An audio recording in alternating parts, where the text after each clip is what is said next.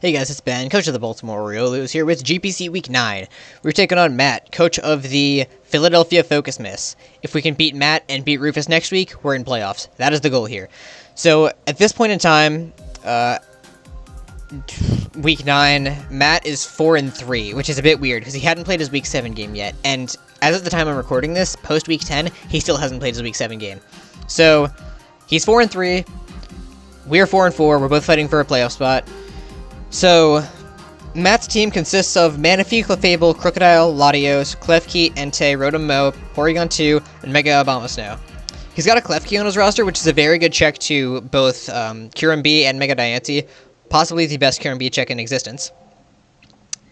The thing is, Matt has been bringing the exact same team to a bunch of his games. Because the team he built for Melon in Week 2, he said he loved it so much that he's just been bringing it to some of his other games, and he's been winning with it most of the time. Like, I think surely he's not 4-0 with it. I don't know. I don't remember exactly how many times he's brought it, but he's been bringing it a lot. So, I hard prepped for those exact 6 sets. The team is Latios, Clefable, Rotom Mo, Crocodile, Mega Abomasnow, and Entei, in that order. And I studied the sets super in depth. I looked at the move pool, the move sets that he's running. I looked at the EV spreads, and I tried to counter team that, while also prepping here and there for the other 3 mons, just in case he brings them, as I don't want to get screwed over by something I'm not expecting. So, let's hop right into the team we're bringing. First of all, you'll see the M board there. Like I said, Klefki is his best check to 2 of my most powerful Pokemon. So why not bring the thing that kills like 70 Klefkis? We got Emboar, Flare Blitz, Superpower, Wild Charge, Sucker Punch with X Repel. That covers for like his entire team. Like Latios is the only switch in. Maybe Entei. Entei, I think he did bring some bulk. Actually, maybe not. I don't remember now. He might have had some bulk in his set that he brought against Melon. He used it as a Tapu Bulu check, so he might bring the exact same set to switch into Emboar if he wants to. We got enough speed to speed creep a defensive Rotom. Next up, we got Kyurem Black. This thing, again, it's a Kyurem Black. So to counter the Klefki, I am running Life Orb with Fusion Bolt as that 2-hit KO specially defensive Klefkis, since he has to bring specially defensive with either Shuka Berry or Air Balloon. That way he can check Kyurem Black and Mega Diancie. Ice Beam and Earth Power cover for basically the rest of his team. We've got Earth Power for the Entei and Ice Beam for literally everything else. And like I said, Fusion Bolt 2 KOs the Klefki, so I'm not too concerned about that. I should also outspeed it. Also, I'm running Hasty Nature and not Naive Nature because he has a Porygon 2 on his team, and I don't want that getting a special attack boost from download. Next up, we got Mega Diancie. With a +1 in special defense, it can 1v1 a Klefki. So I can Calm Mind on the switch into Klefki. HP Fire will be doing over half to special defensive variants, and his Flash Cannon won't be able to 1-KO me, assuming he doesn't have any special attack investment, which would be weird. Power Gem and Moonblast cover for the rest of the team. Next up, we got Torrentee, and I should mention that Torrentee and Mega Diancie, they're pretty aggressively EV trained. They're trained to outspeed a Pokemon, trained to outspeed a base 100 Mon, which in this case is his Latios. Because I'm pretty sure he brought it to outspeed Melon's Mega Kangaskhan in Week 2. So that's what we're creeping. That also allows me to run Modest on Torrentee. I'm bringing AV, that way I can take hits from his specially offensive Mons, like, I can even live a Thunderbolt from Rotom Mo. Porygon 2, Latios, Clefable, Manaphy. There are quite a few Mons that I can check with that. Heat Wave hits the Klefki, which would otherwise switch in. Knock off the knockoff items like P2's Eviolite. Hurricane it's a Torrentee. Next up, we got Jirachi. I don't remember this set. Oh, right. These last 2 sets. I wasn't sure. Okay, so I wanted a Wish Passer, but I also wanted Hazard Removal, so I slapped on Jirachi and Skuntank to the team. I thought I'd bring in Defog on Torrentee, but I thought AV would just be more useful, and I thought about slapping Rocks on Diancie, but all the other moves were just too useful, so bringing fairly fast Jirachi with a little bit of special defense investment. What is that to creep? Hold up. To outspeed the Crocodile.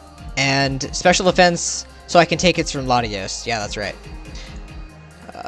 Iron Head plus Toxic, so I'm not really walled by anything. Yeah, Toxic. Okay, Manaphy could be a bit of an issue if he brings Rain Dance, because Hydration would get rid of the Toxic, and Iron Head isn't doing much. But Iron Head hits Clefable. I mean, it hits mons like Crocodile and Latios. Klefki could be a bit of an issue, although Ironhead should be doing decent damage to that, I suppose. Entei, I can Toxic. Rotom-Mow, I can Toxic. P2, I can Toxic. He doesn't want his P2 Toxic. Okay, yeah, that's what that's for. This was also for the Mega Abomasnow, because I didn't really have a switch into that. And like I said, I was hard prepping for those 6. Because this thing can eat up a Blizzard or a Giga Drain. Or a Wood Hammer, rather. Lastly, we got Skuntank. I am very proud of this EV spread. Neutral nature. EVs in every stat. Let me explain. So, it's a docile nature, which isn't the default neutral nature. That's pretty specific. That's because in my first playthrough of Emeralds, when I caught my first Sableye, it was a docile nature. And that exact Sableye is why it's my favorite Pokemon. It's sort of my mascot, because shiny Sableye 17. I mean, Riolu's kind of become my mascot, but regardless, docile nature is my favorite of the neutral natures. So, I will be honest. It's been a while, and I don't remember what the exact EVs are for. 20 in HP, that's to get the most out of Black Sludge. 40 in speed is to speed creep the Rotom-Mow. Special attack, I think, is to 2-hit KO the especially defensive Klefki with Fire Blast. The attack is to... It's not going to OHKO Latios on the Switch. Maybe 2-hit KO? Not that I would need a 2-hit KO. The defense... What would I need to live on the physical side? Maybe an Entei's Flare Blitz? I don't remember what the physical defense is for, dang it. The special defense is mostly leftover EVs, but I wanted it to be very specially defensive, so that way I could check the Latios, as this was my main check to that. Because Latios' moves in the games he had brought it to before in that one set, it was like Psychic, Hidden Power, either Ice or Fire, Roost, and Defog. So this would wall it, and I would also be able to Pursuit Trap it, because he would want to switch out. And I've got Defog on this for hazard removal in case I need it. Taunt for stuff like Klefki. So, that is the team we're bringing against Matt. Thank you for watching the Team Builder, and I'll see you in a second for the battle. Alright, we're back. So, you'll see that he's got the Klefki and the Manaphy there, so this is not the exact same team that he has been bringing to a lot of his past games. So, that's a bit unfortunate. I can't rely on my knowledge of his past sets in this scenario. So, with that in mind... I have no idea what his lead is going to be. So I'm going to lead Torn here, as I feel like that just makes the most sense. I can U-turn out on basically whatever, and if something's faster, then that would just reveal a Scarf right off the bat. And wouldn't you know it, he reveals a Scarf on Rotom right off the bat, and I also reveal my AV. So I'm going to U-turn out here, get some more momentum. I'm going to go into KB, and I'm going to click Fusion Bolt, because that just blows back this Manaphy, except that he's Walking Berry. So now I'm sitting in the face of a +3 Manaphy. Yeah, so that's fun. Matt actually pointed out in chat, the amazing thing is, if he had 2 Walking Berries, Fusion Bolt would still be at 2. Okay, yeah, that's just how much of a powerhouse Kieran B is. So, my team's pretty weak to Fairy, as my only resist is Jirachi. So, with that in mind, I just know he's got to have Dazzling Gleam. That just makes sense. So, his moveset is probably going to be Tail Glow, Water Move, Gleam, and Filler. Not sure what the last move is, but on the off chance that for some reason he is Tail Glow, Water Move, Ice Beam, Energy Ball, which I mean he could be in theory, his play here would be to click Ice Beam. But I can't let Torn go down this early, because Torn would be my switch into the Dazzling Gleam. So to play it safely, I am going to go into Jirachi here, as I can take up any hit. So he does have Dazzling Gleam. Now I realize, what am I supposed to do back to this thing? I'm not faster, so I can't try to flinch it down with Iron Head. Toxic, I mean, maybe, but then if he kills me, I just send in something that revenge kills anyway, so the Toxic wouldn't even matter.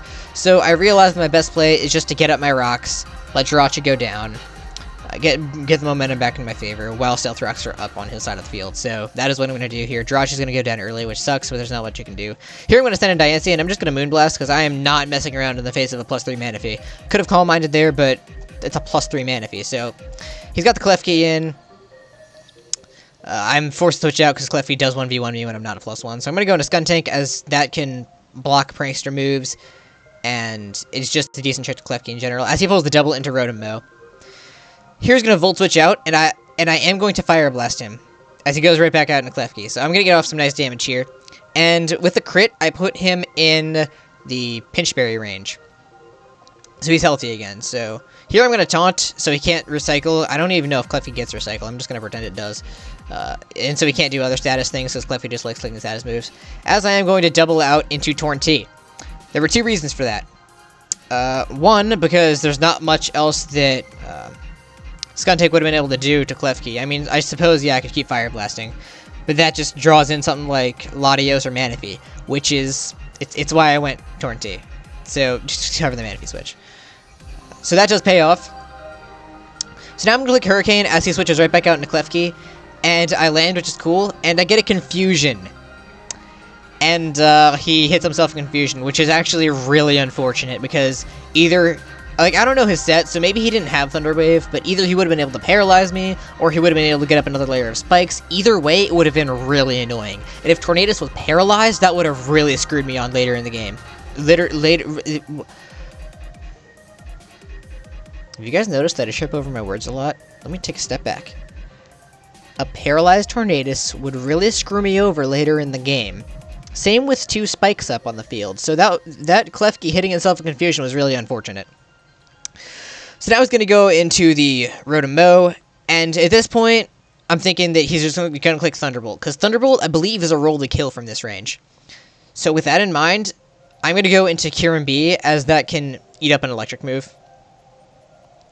But instead, he does just choose to click Volt Switch, so he just gets the momentum back in his favor. U-turn would have been nice from my side of the field, but he's going to go into Manaphy here, and he's going to Gleam, but I can live that, and I calced that, so I can Roost up and continue to stall him out. But now predicting the Tail Glow, I'm going to go back out into Torn, eat up a hit, and now I'm going to Hurricane because none of my other moves kill. Hurricane misses. I'm going to Hurricane again. Fortunately, I land this time. But yeah, now the Manaphy is down. That's really nice, because now I don't have to worry about that anymore, but Kyurem is healthier. Torn can just get regenerative health back now, so we are in good shape. Now he sends in the Rotom Mow, and now I can't let Torn take the electric move. So what I'm going to do is I'm not going to go into Kyurem B, but instead I'm going to go into Emboar. I'm not exactly sure why I went into Emboar, but it paid off immaculately. Now he's locked into Will-O-Wisp against a fire type. So now he has to switch out, and I'm not sure what he's going to go into. Latios would make enough sense, but I think he could also go Entei. Because he was using Entei as the Tapu Bulu check in his game against Melon. So with that in mind, I'm going to Superpower predicting Entei, but he does go into Latios, which is annoying because Flare Blitz was going to do more damage from the Reckless. But now I'm forced to switch out, as Sucker Punch doesn't even kill at -1. I'm going to go into Skuntank, since his Klefki is gone, Skuntank is my best check to Latios. I'm going to Pursuit now, thinking he's not going to want to stay in, but he does have the sub, which is kind of weird. So I'm going to break the sub, and I don't have Sucker Punch, so I'm just going to have to sit here and watch as my Skuntank gets murdered by Tectonic Rage from Latios. So now I'm going to send in Torn T, knock off whatever item he was holding, except that Wait, why did I click knock off there? Hold up. I'm not smart. Because he was Z-move, that's doing no damage. Hurricane was the much better move. I don't know what I was thinking. Alright, whatever, we're just going to pretend that didn't happen. So, he's going to heal up, and Latios is just really annoying for the rest of my team. Like, it gets outsped, or it outspeeds Kyurem. All I can really do is kill it with Diancie, maybe Emboar Sucker Punch. So, I'm going to click Hurricane here, and it misses. Now we got a U-turn out because that's a move that can actually land. It also breaks the sub. He also gets Torn a little bit of health, back. So now gonna go into Emboar, try to Sucker Punch it, hoping he goes for the Earthquake, but no, he's just gonna Roost up again. And now Emboar is Toxic, and this isn't fun. So this is not looking good. Now I'm gonna pull the switch into Kyurem because at this point, was it at this point? I don't remember. Was that the first time I clicked Roost? That wasn't the first time I clicked Roost. At this point, I realized his moveset is whoops. That didn't happen, you didn't see that. His moveset is Earthquake, Toxic, Sub, and Roost, so he can't hit Kyurem. He can Toxic me, and Earthquake me, neither of those are really reliable. So here I am going to... Do I Ice Beam? Yeah, I just Ice Beam to break the sub, because I want that sub gone. Now here I Roost, I think. On the Entei switch. Did I Roost here? Yeah, I Roosted here, okay. Now, I make kind of a retarded play, but I'll explain. So... He sends in his Entei on Kieran B. You know the Earth Power is coming. So with that in mind, if I'm in match shoes, I know the Earth Power is coming. I have my Entei on the field. He has brought Protect to his other games with his other Entei set, and he is revealed to be Leftovers Entei, so he could very well have Protect. So if he stays in, I think he clicks Protect. If he switches out, like if he pulls the double, he would go into something that's immune to Earth Power, so either Rotom or Latios. Latios wouldn't gain him a lot, but I suppose he could keep like subbing up in front of me and like try to Toxic Stall me down. Rotom might not be able to do much to me because it doesn't really have a lot of good... I mean, I resist both stabs, but either way, I feel like Ice Beam is my better play. That way I can pick off something on a switch, or if he protects, then he might think I don't have Earth Power, but it doesn't work out because he just stays in and he Lava Plumes, and that's going to do some decent damage, and Kyurem's getting chipped down, so I'm going to die in the next round of Toxic. Maybe he thinks I don't have Earth Power. So what I do here is I'm going to switch out into Diancie, as that can eat a Lava Plume, and I'm not too concerned. And I wouldn't expect him to have something like HP Steel and click it right there, otherwise he would have clicked it last turn on the Kyurem. Although Lava Plume is the same damage, actually, from stabs, so never mind. Either way, I have Diancie in now against the Entei, so I'm just going to Power Gem. It's a pretty safe play. And that is going to be able to pick up the kill on the Entei, even at +1, so that's pretty sweet. Now he sends in Crocodile. Oh, also, I guess I should note, that was Diancie's first kill all season, in Week 9. So, he sends in the Crocodile, and you don't send in Crocodile on Mega Diancie unless it's either Scarf or Roselli Berry. So, he already had Scarf Rotom. So, that's one reason why I think this might not be Scarf. But also, it's Intimidate. It's not Moxie. So, with that in mind, I feel like there's no way he's Choice Scarf. I think he's Roselli Berry. But I'm just kind of dumb and I stay in anyway. I could have gone on a Torn T, which would have covered for the Earthquake switch in. But if he had knocked there, I would have been in a not good spot. So, Diancie's going to drop there. Now I send in Kyurem, since I know he's not Scarf, obviously. I get a free Ice Beam off here, and something dies. And yeah, he's going to stack the Crook. So, Kyurem is going to die from Life Orb plus Toxic damage. And now things get tricky. I decided to send in Torn T here, and here's why. His last two Pokemon are Latios and Rotom. Things are getting scary because I'm going to have to rely on landing Hurricane. Latios is at 76. After Rocks, it's going to be at 64. That's not quite Hurricane range, but since I'm not Toxic yet, I might be able to 1v1 the Latios if I can just land 2 Hurricanes. He also has Rotom, which I can live a hit for... I can't see its health for some reason. But I can live a hit from Rotom, and Heat Wave will be doing a lot of damage, and I'm pretty sure the Rotom isn't very healthy, so I should be able to kill it with Heat Wave. So either way, Torn is my best play here, as he does send in the Latios. So now, this entire game, the playoff run, the season, comes down to whether I can land Hurricanes. And this is really scary. So, I'll be honest, I don't remember exactly how this plays out. Let's just see. I missed my first Hurricane, and he gets back up to full. That's really unfortunate. I land my next Hurricane, that's doing over half, and he's confused, but he gets off the Toxic.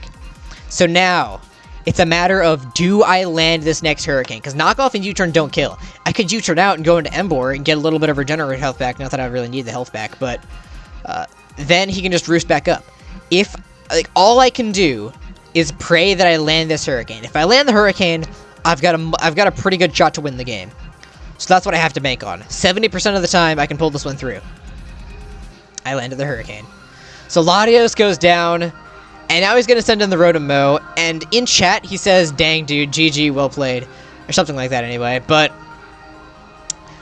keep in mind, I still have to hit Heat Wave if I want to win this game. If I click Knockoff, he could lose his Scarf, but then that doesn't kill, and if he's not Scarfed, then Sucker Punch from Emboar won't be able to kill, so this is kind of tricky. I don't want to have to rely on hitting inaccurate moves, but I don't really have another choice but to click Heat Wave here. So he is going to Volt Switch as he doesn't have Thunderbolt.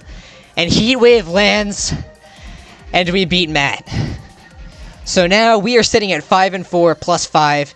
We have brought it back from 2-4 to 5-4, and we are in good shape to make playoffs. All we have to do is beat Rufus next week, and we have a playoff spot locked. Pretty much. It's going to come down to differential, really. But we're in much better shape if we can just beat Rufus next week. So that is the goal. And by next week, I mean... what, last week? Yeah, last week. So, yeah, we squeak out the win against Matt. That game that was hit or miss. If Torn hit the Hurricanes, I win the game. If it missed the Hurricanes, I lose the game. That was really scary. That was, yeah. So, I managed to squeak out with the win, so that's nice. So now, like I said, we're 5-4. Matt's 4-4 at this point, and I believe Jock is 5-3 as he lost his week. Oh no, he's 5-3 because I beat him week 8, but I think he also lost his week 9 game. So I think Jock is 5-4. No, Jock didn't play his week 9 game yet. Jock lost a game. He's 5-4. I'm 5-4. Matt is 5-4. Melon is 4-5. Troy is 4-5. Rufus is 5-4. Bob is 4-5. Something like that. It is a really tight race. And then you've got Josh in first place. There's a 7-1. So, yeah, it's a really tight playoff race right now. Anybody can make it. Literally, I think anybody is still in it, because the last place dude still has a shot at playoffs, I think, depending on how it all plays out. Obviously, his odds aren't good, but regardless, that's how things stand right now. If we win against Rufus next week, we should be in playoffs, assuming either Jock or Matt loses, and I have a higher differential than them. So my 6-0 of Jock the previous week, last week, aka like a few hours ago for you, because I'm assuming I'm uploading this the same day, but that 6-0 was huge for me in the playoff race. I really needed that differential over Jock. So I'm really lucky to have things play out how they have. So, yeah, that's how things stand. Thank you guys for watching, and I'll see you it's not next week. It's like, I don't know. I might upload it tomorrow, maybe later tonight. I don't know. My Week 10 game versus Rufus. Winner of that essentially makes playoffs, since Rufus and I are both 5-4, and a 6-4 team is very likely to make playoffs. So, thank you guys for watching, and I'll see you next time.